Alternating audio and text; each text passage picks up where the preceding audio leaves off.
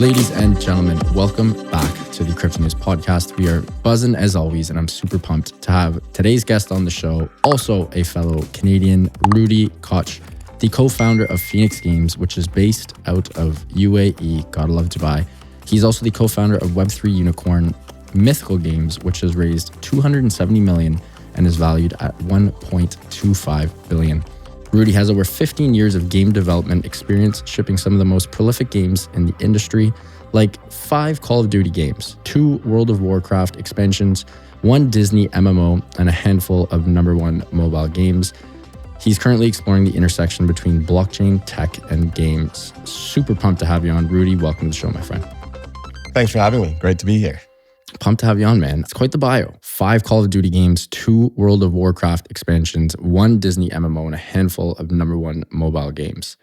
That is not something that everyone can say. I think that's a great place for us to start. Let's go right into story time. You must have some crazy stories from shipping 5 CODs. I mean, again, for reference, I'm a 95. I'm 28 years old. When I was probably, 12 to 18, that's all we did, right? I was a hockey player. Between school, hockey, and maybe girls, friends, whatever, every other ounce of free time was spent ripping Call of Duty with the boys. So I have incredible memories with that game, spent thousands of hours on that. We love to see it. Give us some stories before we get into the nitty gritty. Sure. I mean, I grew up at a time where, the first Nintendo was launched, which was, an iconic moment in not just video game history, but history. Everybody knows Nintendo, right? And so video games was a large part of my upbringing, and I realized pretty quickly that, I wanted to turn that passion into a career. It was a very strange thing for my family to digest that, I want to get into video games. At the time, that wasn't considered a real job, 100%. But I was really passionate about it. I chased it. My first gig was working at Disney on Club Penguin. Club Penguin was classic. Yes, a classic, exactly. And what's amazing about that launched 2008. And, they were doing things that took years, 10 years plus for the rest of the industry to figure out, right? They were doing free to play. Yeah. The time where it wasn't really popular. Yeah. They were doing games as a service, which means we could do updates anytime we wanted. And so, we could deliver content constantly to players. So it was really, really great place for me to start. It really set the tone for the rest of my career. Rudy, before you keep going, what was the website that Club Penguin was on again? I forget the name, but you had to... Oh, Miniclip. Miniclip. That was it. Yes. There was a bunch of banger games on Wow, this is a throwback. Yes, yeah. Club Penguin on Miniclip. That's where me and all the boys, the girls too, everyone was playing there. You'd talk about your little penguin at lunchtime. We'd be going on the computers, and I remember they even banned it from our school in high school, and we found one of my smarter friends found a way to go in the back end and remove the privileges. So we were all jumping on the library computers. Oh, what a throwback. So keep going there. My apologies.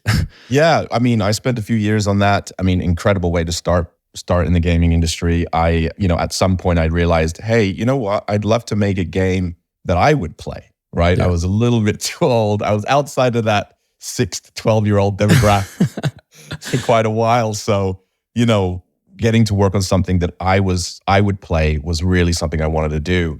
And of course, what's more iconic than Call of Duty, right? Yeah. It was, I spent countless hours playing Modern Warfare 2, with my friends online. Best game ever. Not up for discussion. Best game ever. Exactly. So, when I had an opportunity to do that, I jumped on it. I went and worked on Call of Duty. It was amazing, 6 years of my life, and what I did was I was working in one of the support teams that supported all the studios that were working on Call of Duty, which meant, for the lead studios, they would launch a Call of Duty every 2 years. I think it went to 3 years. But for our studio, we worked on every single one. So when I launched 5 Call of Duties, that means I basically back to back every year I launched a Call of Duty, right? And it was crazy. It was like climbing a mountain every year. You're exhausted by the end of it. It's been an insane schedule, an insane grind. But once it's out and you see how many people are playing it, it's just you're like, okay, let's do this again. It's amazing. So that was a blast. I went from Call of Duty to Blizzard to work on World of Warcraft, which another passion of mine. Yep. I've been playing World of Warcraft and Blizzard games for a long time. I mean, I'm even wearing a Blizzard shirt today, not intentional. So working on World of Warcraft was a real treat. I was working in the same offices where the game was created, 20 years ago. So it was a real treat to be part of that legacy. I mean, if you were to ask, like, what's the one game that was maybe more prolific than Call of Duty, World of Warcraft is a contender. It's very true. So, getting to be on that was a real treat. So, I mean, that was my sort of career in traditional gaming. I was at Blizzard when I sort of stumbled upon blockchain in 2018. We talked about being Canadian. What got my attention was CryptoKitties, which was created by a team out of Vancouver. Yeah, that's right. And so, I'm from Vancouver, I had a chance to connect with them while I was at Blizzard and talk to them and learn from them. And I was blown away. I was blown away by what I was hearing. People, making money, playing games. This idea, was mind-blowing. I'd never heard of anything like that before, but was so prolific because in our industry in games, I mean, we've had players making money already, right? Twitch streaming is huge. People are having entire careers on content creation, YouTube, right? And it wasn't really a far leap to go, okay, well, they could make money participating in the economies, but it was still a mind-blowing concept, right? And then talking about NFTs, I mean, Dapper was one of the folks who coined the concept of ERC-721s on Ethereum, the NFT, the true NFT, right? And it was really cool to think about, wow, you could really have a one-of-one of something. Wow, I spent weeks down that rabbit hole thinking about that because in World of Warcraft, as an example, items, massive part of the game, right? You play to earn cool items to then play and earn more cool items. That's really what it is, right? And we talk about like different rarity in World of Warcraft and other games, right? You have the epic, the rare, the legendary items. And while the legendary items are harder to get, there's no real such thing as one of one, right? If you put in the time, you can get that legendary item. In fact, if everyone puts in the time, everyone can get a legendary item, right? And so now here we are with blockchain, where you can actually have an item that only you own. And so that concept kind of blew my mind. The idea of being able to, make money while you're playing games blew my mind. And, I left Blizzard on the spot pretty much, 2 weeks after that. Whoa. So you found out about Web3 gaming, went down the rabbit hole, figured out the whole digital ownership, IP, owning items, potentially playing and earning. And you were like, this is the future. I'm out. You quit. Was that quick?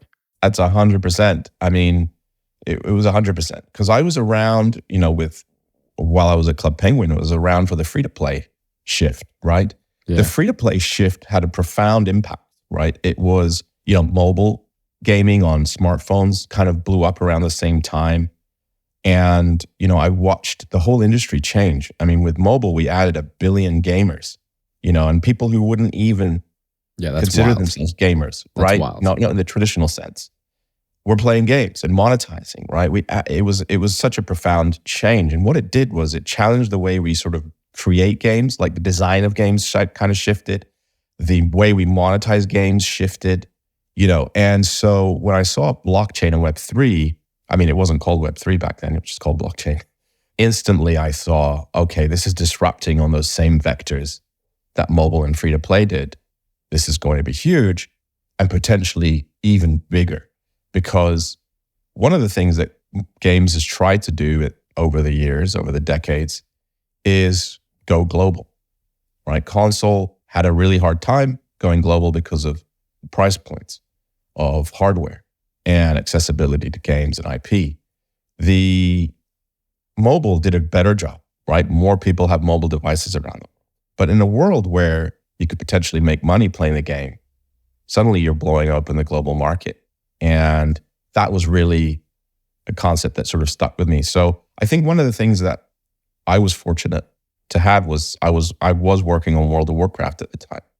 And World of Warcraft, is some people know it as having a really interesting economy, right? As an auction house where people sell things to each other Obviously, it's for in-game currency, but that spilled into real world as well, where people were buying and stuff selling. On, yeah. Yeah. I mean, that's not a new concept for the gaming world, right? In fact, in the late 90s, I was grinding a game called Asheron's Call and selling my stuff on eBay. And you'd sell your stuff on eBay, then you'd go back into the game and stand by a tree and wait for the buyer to show up so you can give them their stuff, right? And so, I mean, we're talking like 30 years where, digital item sales have been a thing in our industry, right? But it's always been fringe, right? It's called the gray market for a reason because, you weren't allowed to do it. The game developer, it wasn't part of the ecosystem, right? Yep. So, when I started looking at blockchain, I realized, wow, blockchain could allow us to bring all of that commerce into the fold where the developers can participate in the finances, right, and make money. But also what that means is they're incentivized to support it and create good user experiences. So it's not this sort of fringe concept where people are getting ripped off. I mean, you hear about it, right? Fraud, people getting ripped off, all the time when they're trying to do these gray market transactions. Well, that can go away. So yeah, I mean, it was an instant connection, fortunately, because of my experience at World of Warcraft. Left instantly. Yeah, left Blizzard and jumped headfirst, for better or for worse. And That's been on that wild. roller coaster for 5 years now. And I mean, when you started, people must have thought, that you had that you had 4 heads and that you were completely out to lunch. I mean, heck, I joined the industry much later, and I still got the same things as you. So, walk me through the process of opening and founding Fenix Games, and I'd love if you could give a quick little sort of elevator pitch, TLDR, of what you guys do. How do you choose to onboard and publish and fund games? And then we'll get into some of the nitty gritty. Yes, absolutely. So, I had already been in the space for 4.5 years by the time Fenix Games came about. And, in 4.5 years in the Web3 industry, you learn a lot. There was a few things that really jumped out at me in my experiences. One, I think everybody in crypto, this isn't just games, but everyone in crypto has sort of seen the regulation and the regulatory landscape, right? Like, and what's going on, especially in the US. It's been a real interesting thing to watch unfold, right? And, my last startup, Mythical, was a US-based company. So we had to, we were squarely having to deal with those issues, right?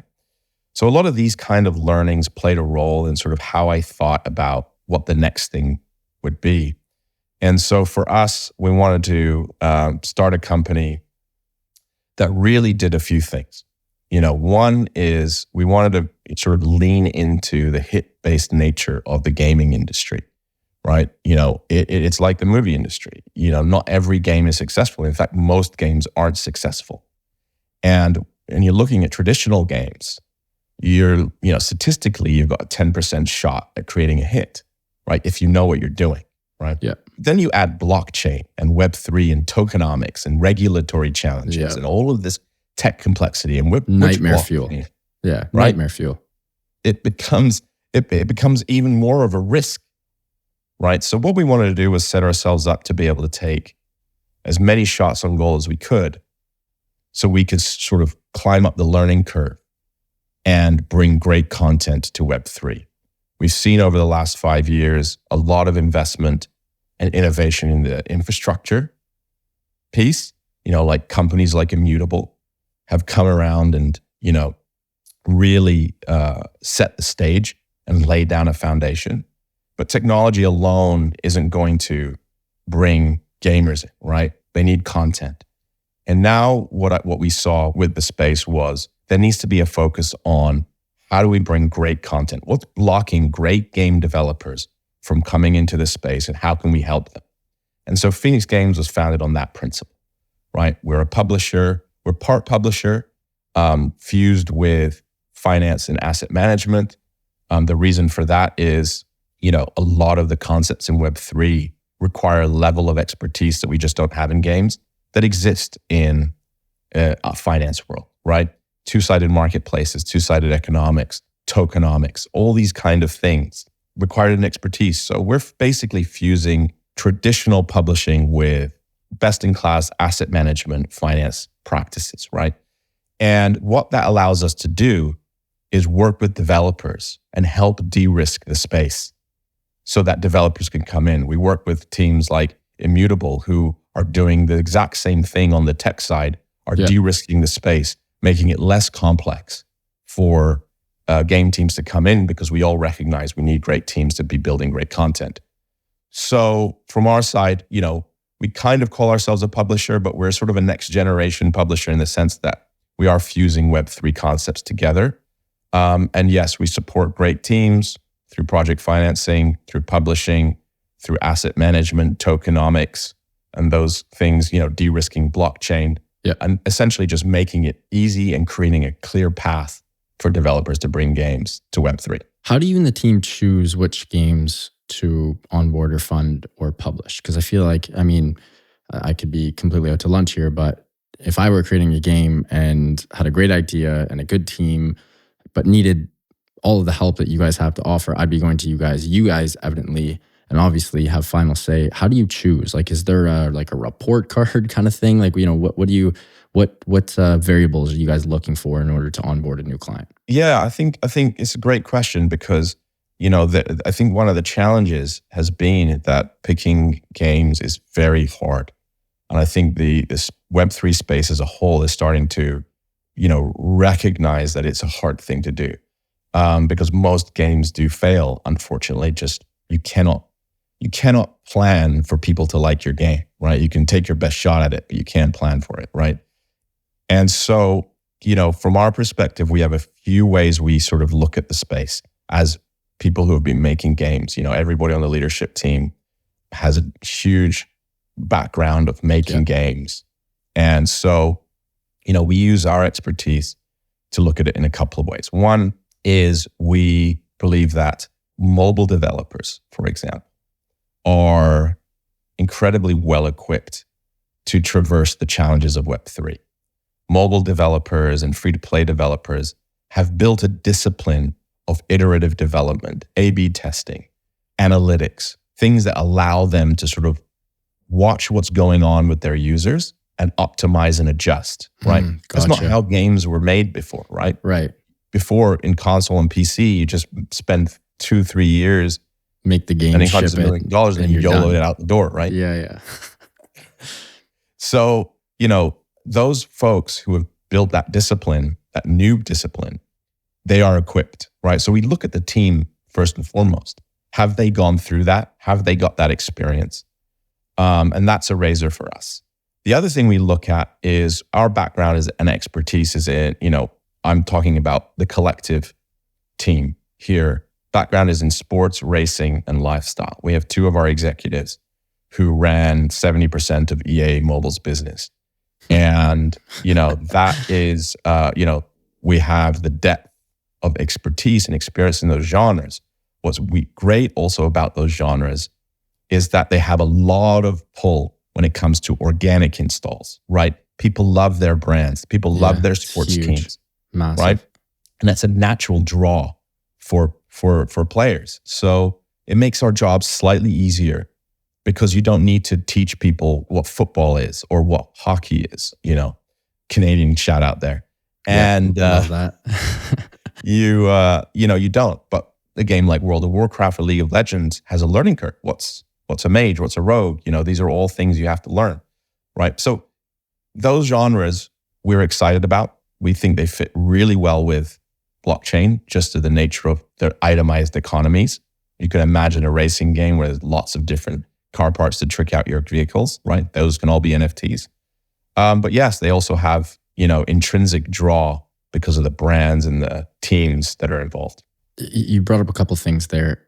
You guys have, and your website, is open as we're talking right now. You guys have literal behemoths, just like you said, from companies like EA, Activision, and then you have finance guys, Citigroup, Credit Suisse. How did you guys poach these behemoths from companies that were, obviously making hundreds of thousands of dollars a year personally? I'm not talking about the companies. and probably had stock options and everything else. Like how did you get them to jump ship? Well, I think poaching is a bit of a harsh way to put it. I mean, we were all, friends.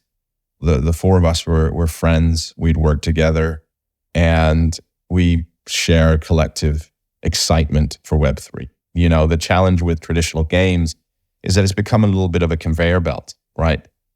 There's a formula you follow. Yeah. And that's the way to do it. There's a sort of a best practices way of launching games in Web2. And, I think people in games, making games, tend to have a creative side. Whether they're finance or they're HR or whoever, there's a certain draw to games. I think you have to have a certain mindset for it. So when you introduce a new concept or a new technology, or you challenge the way games are created, that's exciting for us, right? Because we've seen the transition. We've seen lots of transitions. We've seen the transition from 2D to 3D games. We've seen the transition from offline games to online games, right? Like we've seen all of these and how cool those transitions were, right? And here we are again with a new transition that's arguably more profound than all the ones that have come before it. So being part of that and being part of this moment where everyone's trying to figure it out, it's a really fulfilling, moments in my career. That is pretty awesome. I mean, you guys got quite the team. Rudy, we got to take a quick break and give a huge shout out to our sponsor of the show, Prime XPT. And when we get back, let's jump into some topics like you guys building on Immutable, which is just such a world-class Web3 company. And one of my favorite things that you and the team have is your mission statement, which is invite players and as stakeholders. And I can't wait to get into that as well. But until then, huge shout out to Prime XPT, longtime friends of Crypto News and sponsor of the Crypto News podcast. Prime XPT offers a robust trading system for both beginners and professional traders that demand highly reliable market data and performance. It doesn't matter if you're a rookie or a vet, you can easily design and customize your layouts and widgets to best fit your trading style.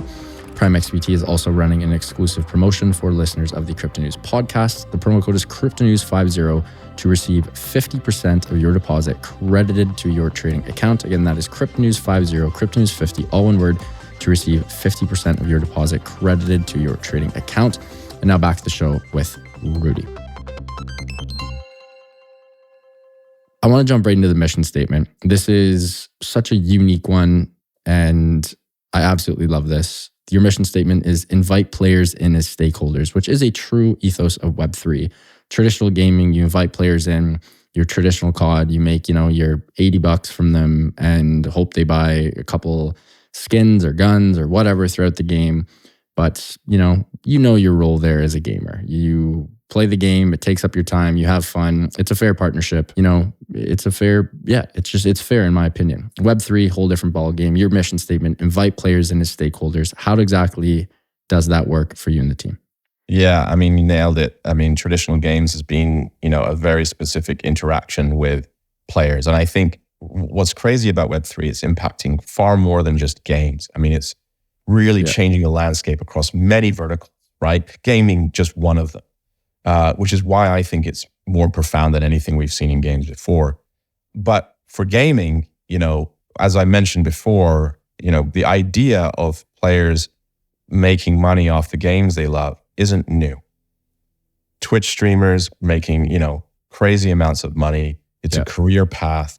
YouTube content creators, it's a career path. My kids can grow up and that's a viable career path for them, right? Yep. And what that represents is that there's sort of been a new generation of gamers who want to be stakeholders. They want to be part of the gaming ecosystem. They're not people who are making games, right? I'm the guy who makes games. But these guys want to be part of the ecosystem. They want to make money. They want to monetize. They want this to be their career. And they've created this whole industry as a result, right?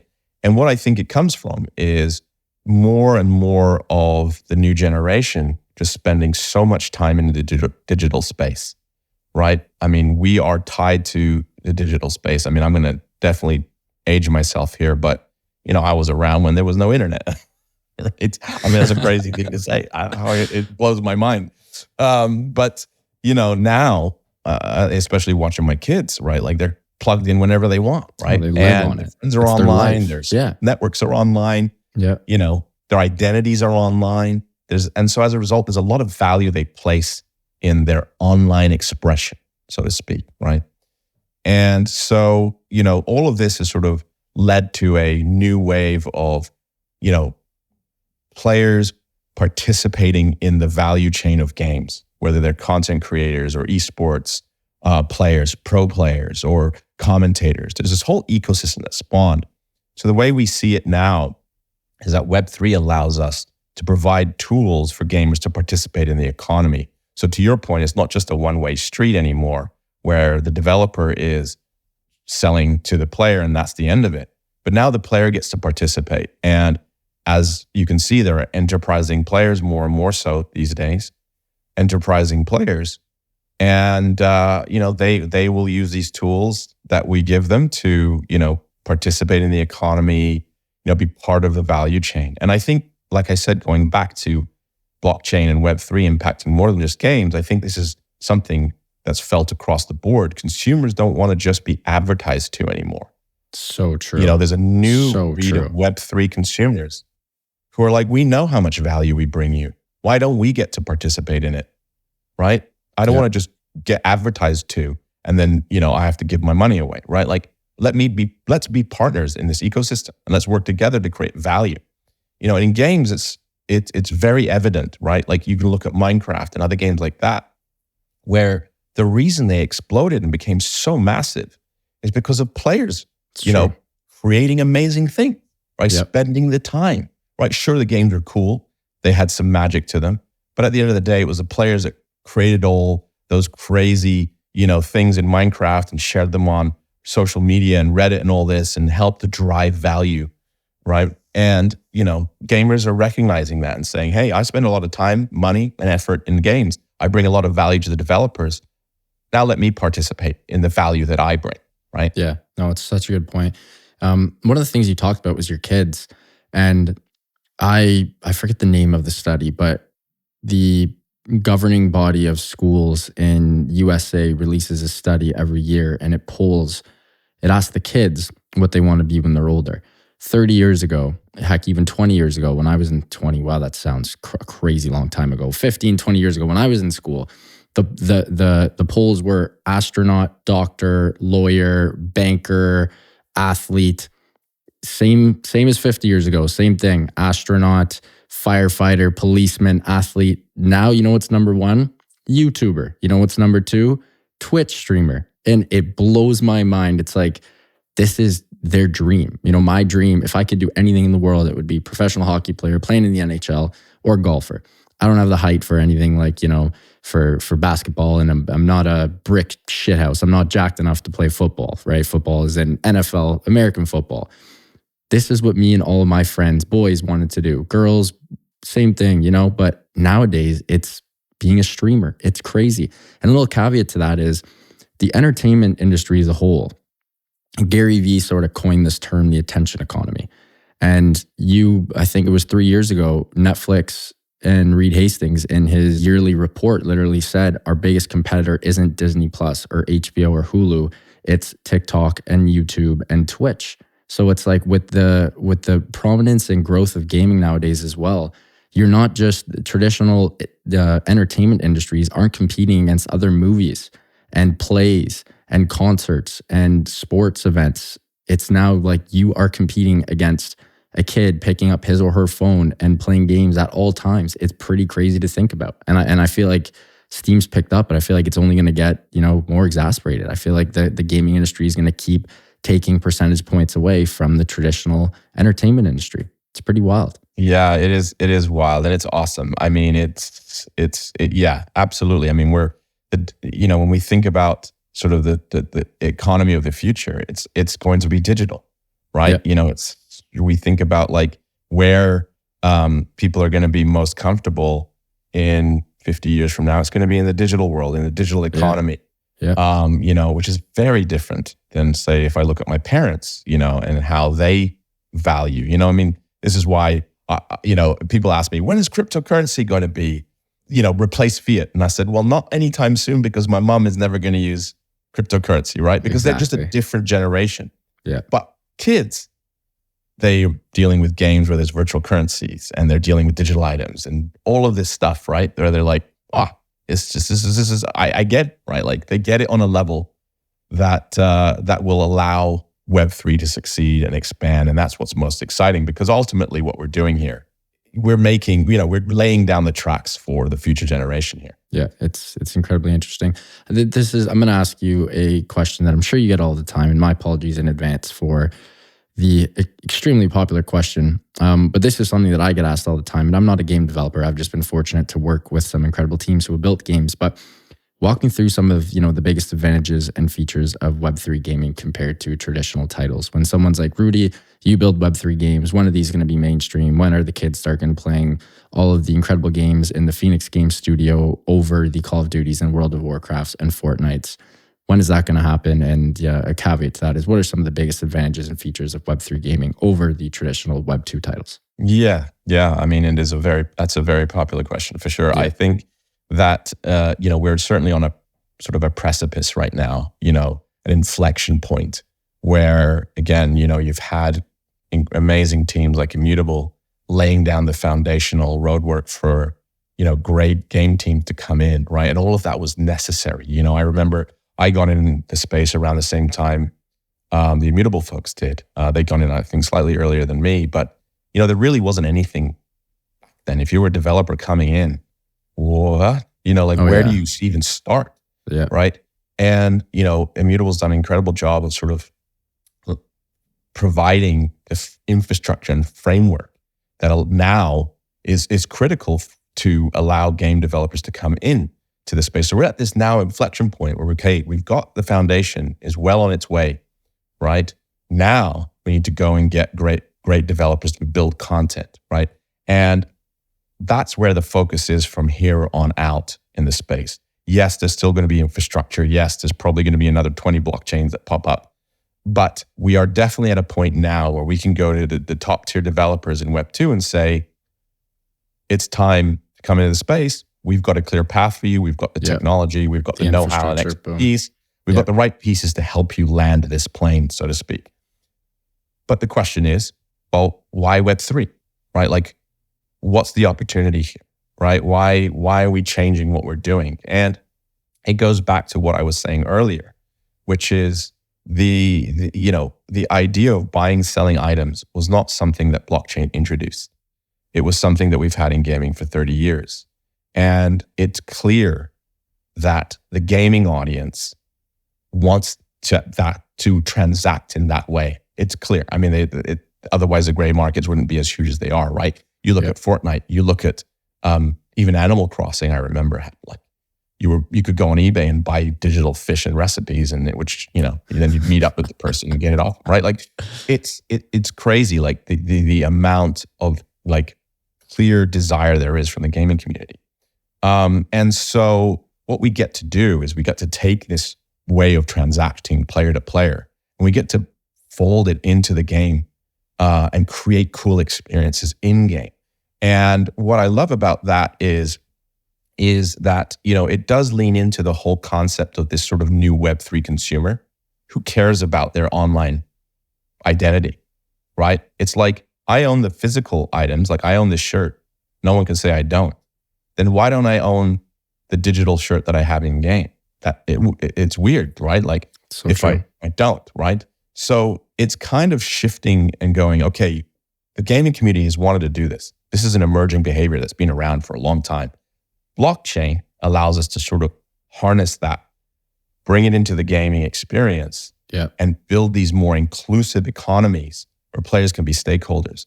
And when players can be stakeholders, we've seen with Twitch and content creation that, billions of dollars of revenue and growth can happen. So, our pitch to the Web2 developers is that there's a growth opportunity here. There's growth in revenue. There's opportunities to create economies that are inclusive, that allow players to participate. And then on top of that, this is getting, a little bit down the road is talking about how to connect, the physical and digital. We've heard a lot about how NFTs and physical and digital world are connected through NFTs. And so, that's sort of how we're looking at it. And now what we need is, and why we're so excited about partnership with Immutable, is because we see the same thing here, is to put our heads together and say, okay, the opportunity is clear. for developers. The timing is great right now. Let's go get some really top tier Web2 developers and help them come into the Web3 space, because we know that those teams are great at creating content, and we need great content to be able to attract the players. Now, one thing I'll just touch upon real quick here is, what's interesting is that the Web2 player community has had sort of this tissue rejection to NFTs, right? And I understand it, but I also find it funny because when free-to-play came about, it was exactly the same thing. Everybody was complaining, I don't want to be monetized in that way. I want to, buy my game for $50, $60 and just play it. And I understand that mentality, right? And there's still players, that's what they want to do, right? But you can't argue that free-to-play has become so dominant, right? Fortnite, one of the biggest games in the universe, was free-to-play, right? Is free-to-play, right? So there's going to be some natural resistance as we transition. Yeah, 100%. But it always goes back to gamers have already been doing this stuff. It's just we're calling them NFTs, but this is stuff that gamers have been doing anyway. So we just need great content to come out that players can sort of enjoy. And then I think we'll start to see more and more stuff come out. Well said there. I think another part of the disdain with Web2 gamers in regards to Web3 gaming is the fact that people who got in early in 2021 were just printing money, right? Like this, NFT that's on my wall. I mean, I think I bought it for $5. At one point it was worth 150. Now it's probably worth $2, but I didn't sell it, of course, because I'm a meathead. But, that pisses people off. Like you bought a JPEG and, what would that be? A 30X? It's not, I would be pissed too. Maybe not pissed. I'd like to think that I'd be happy and grateful for my friend, but part of me, I'd have a little disdain in there. I'd be greedy and I'd be like, darn, why did you get to do that and I didn't? I feel like that's part of it. But my one question, Rudy, and I get this all the time. In 2020, I thought 2021 would have been the year for a couple of really good games to, push past the surface and to go maybe not mainstream, but at least sort of pop off. 2021, it didn't happen. 2022 hasn't happened. 2023, realistically speaking, still hasn't happened. I'm still a believer. I'm still in the space. I understand, and I didn't know this until I, got into crypto and was fortunate enough to speak with people like you who've actually built and shipped games. I thought it was team works hard for 6 months, ships game. No, you work your ass off for 4 or 5 years and then ship game. So we're getting to that sort of inflection point where teams have been building games for years now. The shipping period is coming up. How far away are we from seeing really, really good Web3 games coming out and actually gaining traction and becoming mass adopted? Yeah, I think the challenge has been twofold. One is that there's been just primarily a lot of investment in infrastructure, right? Which doesn't automatically result in content, right? And it's all necessary, right? We needed the infrastructure. But that's been the priority, right, in terms of investment and innovation in the space. And we went from, when I got into the space, there were 3 blockchains, and now there's over 30 blockchains to choose from, right? Which is great, right? The space is maturing, but there just hasn't been a lot of focus on content. A lot of the teams as well thus far, I think you have to have a little bit of a loose screw like me to get into the space so early, right? It's just, there's a lot of moving targets and the landscape's shifting. I mentioned regulations. There's just so much going on. If you're a business that relies on shipping games to make money and keep the lights on, Web3 is very high risk, right? And that's been the challenge. And so we haven't had real strong, top tier developers coming into the space yet because of the risks that they see, right? And this is literally the catalyst for the partnership with Immutable. Our partnership with Immutable is we're going, okay, we have the expertise. Immutable has, 5 years of building their technology and expertise space to be able to now go and welcome in these top tier teams and confidently say that we can de-risk the space. We can create a path for you. We can let you do what you do best, and that is create great game content, right? And so we haven't had that, right, over the last 5 years. It's just been too high risk for game developers. Now we're going to start to see more top tier game developers I know. Immutable and Fenix Games, we're all talking to some of the top tier developers out there who are expressing a ton of interest coming into this space. But to your point, making game takes time. So, let's say we get a few into the space this year. We're looking at 18 to 24 months before a game can hit the market, right? And so, I expect we're probably 18 months plus before we start seeing really good games hit the market. And then on top of that, you've got to go, okay, well, not all of them are going to be successful. Not all of them are going to end up being as fun as we thought they were going to be. Yeah. And there's going to be a little bit of a churn in terms of, okay, we need to keep bringing in content and seeing, basically we're trying to find the hit game for Web3, the Clash of Clans, so to speak, of Web3. Yeah, yeah. But that is essentially, the goal that we have with Immutable is, we want to start working with top tier teams. We want to start bringing these teams into Web3, helping them launch games, and not just one or two games, but game after game after game. Yeah. And basically usher in that next wave of games that you can say, yeah, these are fun.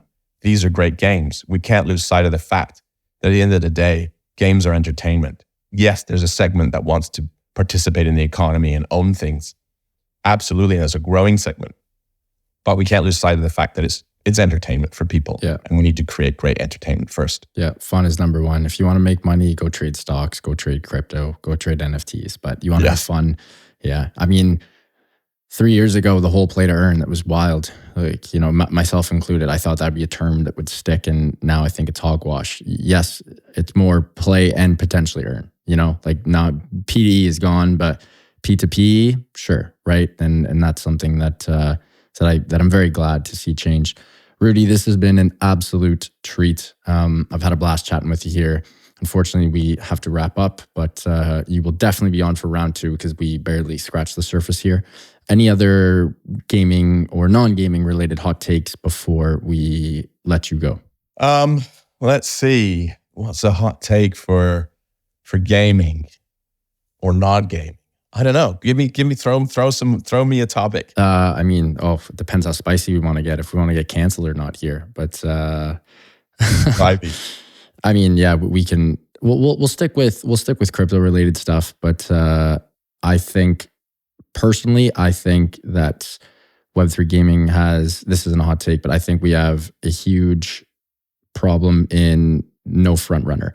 I think like all other things in crypto, when you talk about NFTs, if it weren't for Bored Ape Yacht Club, I don't know if NFTs would have ever taken off. Yes, you had CryptoPunks before that. And of course you had CryptoKitties like we discussed. But I think without one behemoth that picks up so much steam and is the creme de la creme and the clear-cut number one, I don't know if Web3 gaming will be a thing. I think there's going to need to be one game that just picks up and has so much steam and has such momentum, and that will sort of pave the way for everyone else. But if that doesn't happen, I think we're hooped. And I hope it does happen, but I think we might be entering spooky town if we don't have that one big game that comes out in the next couple of years. Yeah, I mean, I'll comment on that for sure. I think that, Bored Ape was a double-edged sword in my opinion. I think it brought us NFTs in the mainstream. It created discussion. It really allowed it to blow up. But I think not Bored Ape necessarily, but I think NFTs as a whole has also been a challenge, just because of what you mentioned earlier, which was the whole play to earn, idea of pump and dumps, like the amount of incredible press that crypto has had thanks to people like SBF. Yeah. Clown. Yeah. And what was the other guy? Daquan, they've given us some pretty interesting press. Yeah. And unfortunately that creates that stigma of scam. Right. Yeah. And, that's one of the things that we deal with, right? Where we're trying to legitimize the space. We're working hard to do so. And then you're like, oh, you're reading the news. You're like, oh no, they just took us back. Yeah. So, I think it's a double-edged sword. I think we need to sort of get out of this perception of, that this is a scam, and see more legitimate projects hit the market. Yeah, well said. Rudy, appreciate it, man. Can't wait for round 2. Before you leave us today, please let our listeners know where they can find you and Fenix online and on socials. And for you, I couldn't find you on Twitter. Are you a Twitter guy? Yeah, it's just my name, Rudy Koch. It's about as easy as you can get. I don't know why I couldn't find you on Twitter. Oh, but you can't call it Twitter. Here's a hot take. X. What on earth is going on with X? I mean, does not roll off the tongue. I saw on my iPhone that they switched the icon. It doesn't roll off the tongue, but if I'm a betting man, and I do tend to be a betting man, you don't bet against Elon. The guy's batting, you know what I mean? Like he's straight to the Hall of Fame. Why? Because he's crazy? The guy says he's going to do something and he executes. So his whole long-term vision of X being a digital Times Square plus a digital, economy. I don't know how he's going to do it, but if you were to say pick an entrepreneur to not bet against, I have Elon, I have Zuck, Peter Thiel, a couple other big PE and VC guys. I wouldn't bet against Elon. So fair enough. Yeah, I hope he does it. But so yeah, you can find me on X or Twitter, whatever you like to call it, Rudy Koch. We're also on there at Play Fenix Games. You can find us at phenixgames.com. By all means, reach out. On Twitter, reach out on Telegram. You can find me on Telegram too. Love chatting to the community, love the Web3 community, love being a part of it. Rudy, thank you so much, man. Truly a treat. Had an absolute blast and can't wait for round 2. Thanks for having me. Folks, what an episode with Rudy, co-founder of Fenix Games, dropping knowledge bombs left, right, and center, and told some great stories from launching Call of Duty, World of Warcraft, and a bunch of other blue chip games. Now him and the team are moving and grooving in the Web3 space. Do go check them out. As always, I will include everything in the show notes. If you guys enjoyed this one, and I hope you did, please do subscribe. It would mean the world to the team and I. Speaking of my team, love you guys. Thank you for everything. Eustace, my amazing sound editor, appreciate you as always. And to the listeners, love you guys. Thank you for supporting the show. Keep on growing those bags and keep on staying healthy, wealthy, and happy. Bye for now, and we'll talk soon.